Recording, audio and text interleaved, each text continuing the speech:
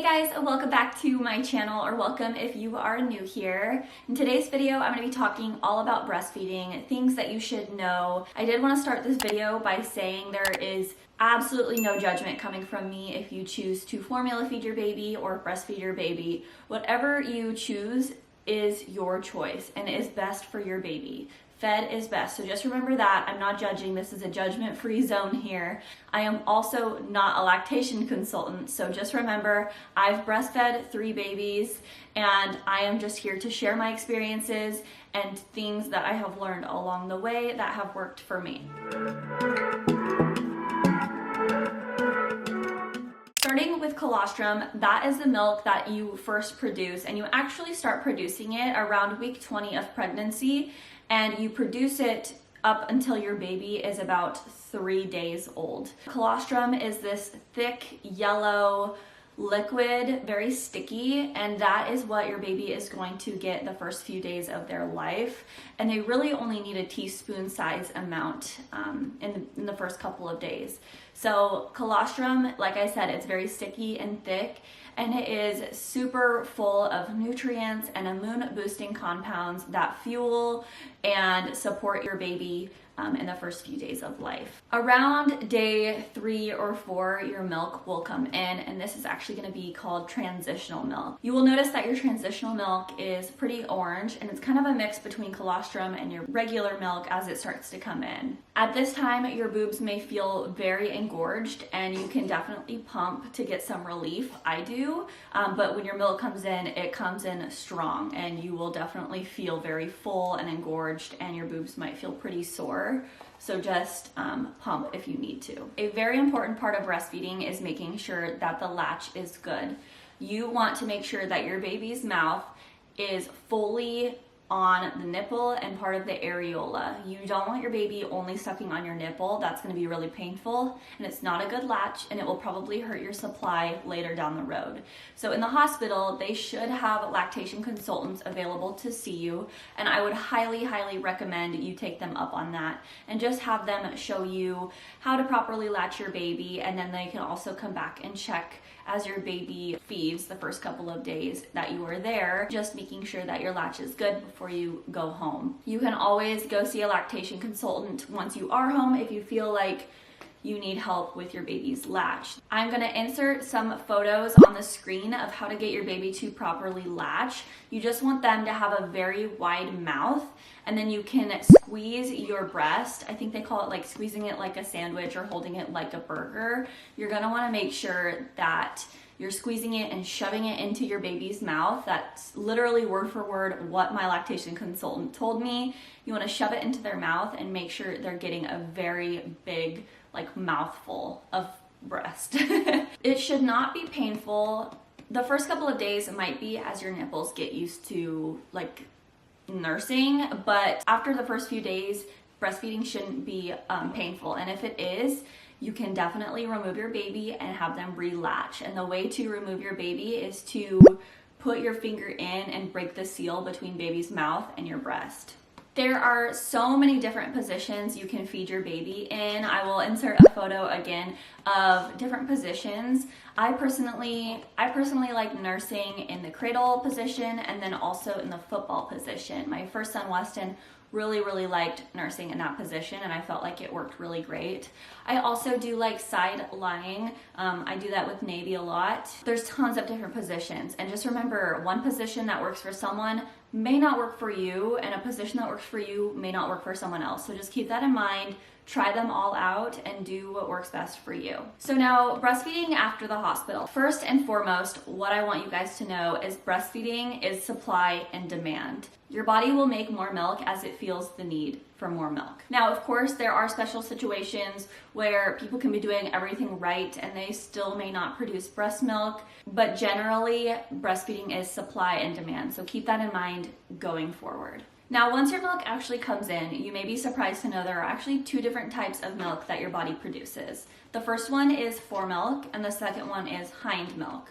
Foremilk is the milk that comes out first during a feeding. Foremilk is the milk that's very rich in water and nutrients. It helps keep your baby healthy and hydrated. Hindmilk is the milk that comes at the end of the feeding or towards the end of the feeding. It's going to be very thick and fatty. It's very rich in fat and nutrients that help keep your baby full for longer. It is also higher in calories, so that is the milk that is responsible for making sure your baby is growing and gaining weight. So basically, your milk gets fatter as the nursing session progresses. A fun fact is that your body actually produces more hind milk in the evening, and the reason for that is so that your baby will stay full for longer during the night. It's also extremely important that you completely drain your breast before switching your baby to the other one, because if you are switching your baby to the next breast after 5 minutes, your baby is only getting the Foremilk and they're not getting that super fatty milk that they need to gain weight and to grow. So make sure you're completely draining your breast before switching your baby.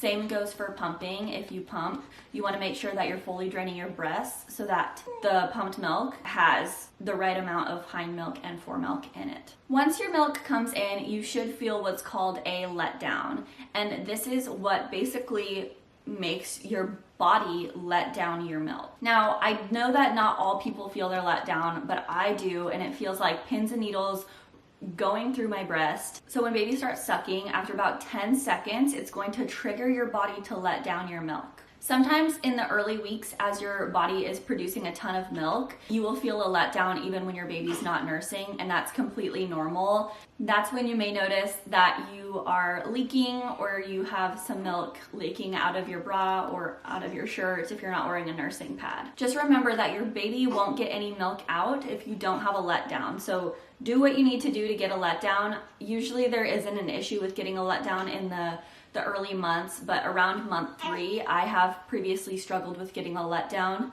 So you either have to, you have to find ways to get a letdown. I talked about it in my Building Your Milk Supply video, but you can either pump to, good.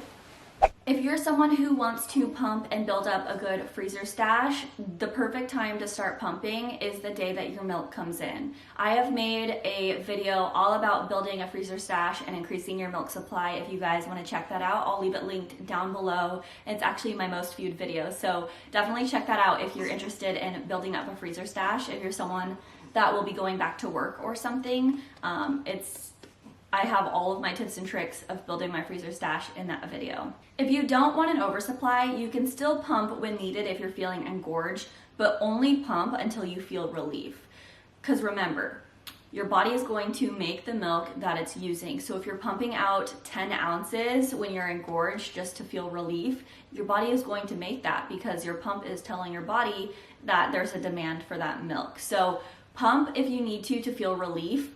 But if you don't want an oversupply, try not to pump after every single feeding or all the time because your body is going to keep making milk. My favorite pumps are the Spectra S2 and the LV Stride. I'm currently using the LV Stride right now. I don't like it as much as I liked the Spectra S2, but I do have 3 kids now, so I need to be able to have my hands free when I'm pumping. I can't just sit down for 20 minutes for each pumping session. So I use the LV Stride right now and I do like it, but if you're someone who can sit down and pump, I would highly recommend the Spectra S2. If you do choose to pump and freeze milk, my favorite storage bags are the Lanzino breast milk storage bags. I have been using those for almost 5 years now and they have never ripped or broken. I've never wasted milk. I absolutely love them and I will have them linked down below if you guys want to check them out. I highly recommend using nursing pads, especially in the early months, because that's when your body is going to constantly be letting down your milk and you'll notice that you leak a lot more. My favorite nursing pads are the Medela Safe and Dry Ultra Thin nursing pads. These catch so much milk, especially at night. So I highly recommend these. But when I'm nursing, on one side, I will actually use my Haka Ladybug. I'll put that down below as well. But it catches your letdown so it doesn't go to waste in a breast milk or in a nursing pad. So definitely get the Haka Ladybug or just the regular Haka if you're wanting to catch your letdown and not have it go to waste in a nursing pad. But the nursing pads are really great for at night and just to wear throughout the day. So like I said, in the first few days of your baby's life, they really only need a teaspoon amount of colostrum. Once your milk comes in, your newborn will need to nurse every 2 to 3 hours until they are back up to their birth weight. So if your baby is sleeping and it's been 3 hours, you will need to wake them up to nurse them because they need to get back up to their birth weight before they can go longer stretches between feeds. My newborns usually take in between 1.5 to 3 ounces at each feeding. Navy is like a 2.5 ounce kind of girl. She's not quite at 3 ounces yet, but she definitely needs more than like 1.5. So she takes in 2.5 ounces at give or take at every feeding. And I will occasionally pump and give her a bottle just so that I know exactly how much milk she's getting at that specific feeding. Once your baby is back up to their birth weight, you can go 4 hours between each feeding, and she's really good at waking up on her own to nurse, so I don't need to wake her up because she is up every 4 hours now on the dot in the middle of the night. But just make sure they're not going longer than 4 hours because they need to eat to grow and to be healthy. During the day, I choose to feed on demand, so when I feel like she's hungry, I will nurse her, whether that's an hour after her last feeding or 3 or 4 hours. I just go off of her cues, like her hunger cues, so I nurse when I feel like she wants to nurse. Once your baby is around 3 to 6 months, in between there, they may actually go about 6 hours in the middle of the night without nursing. And let me just say this, it is not normal for a baby that is 3 months old to sleep through the night. So I know that there's a lot of people who say, oh, my baby slept through the night at 3 months old. That is not normal, and so get that out of your head if that's making you feel like you're doing something wrong.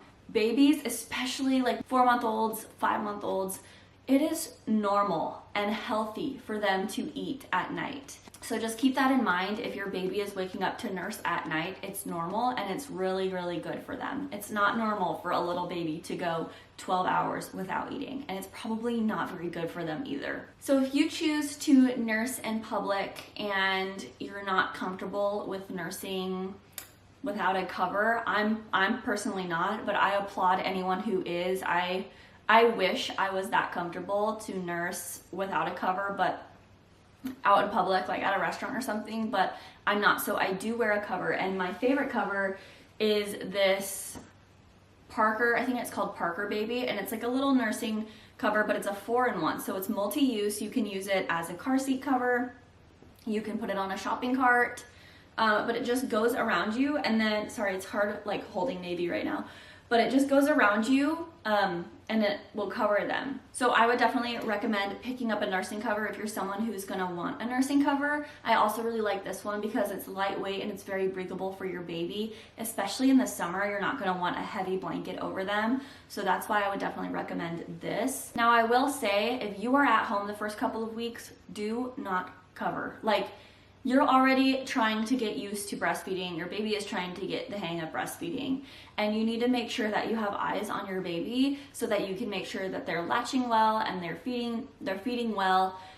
And adding a nursing cover to the mix of all of that, it's just gonna way overcomplicate it. Once you and baby have nursing down and you're both pretty comfortable with it, then adding the nursing cover on top, if you're out in public, I would recommend that one because I like that one. But if you're someone who is comfortable without a nursing cover, go you. I seriously wish that I was comfortable like that, but I am just not. Like, I'm a kind of a shy person and I'm not comfortable with that, but I really wish I was. I also wanted to say that if someone around you is uncomfortable with breastfeeding, that is on them. You are literally feeding your baby, and it is not on you that they sexualize things or are uncomfortable with it. That is not on you. You are literally nourishing and feeding your baby, and that is normal. Like, that is a normal thing. Our breasts are made for feeding our babies. So if it's making someone uncomfortable, they don't need to be there, okay? Just remember that. They don't need to be there. I did want to show you guys my favorite nursing tanks and bras. I do have 2 nursing bras that I'm really enjoying right now, and then I have my favorite type of nursing tank that I'm going to show you guys. Okay, I'm going to try to do this before she gets really upset that I put her down. So one of my favorite nursing bras is from Skims, and it's actually not a nursing bra, but it works just like one, and I actually prefer it because it's really comfortable. It is the Skims Fit Everybody bra. I love this thing, and it works just like a nursing bra. It's got the same design, but it's not a nursing bra. So you can use this even when you're not nursing your baby anymore. I love this, and it's super inexpensive. Like, it's not expensive for this high quality, stretchy, cozy, comfortable bra. I sleep in this, by the way.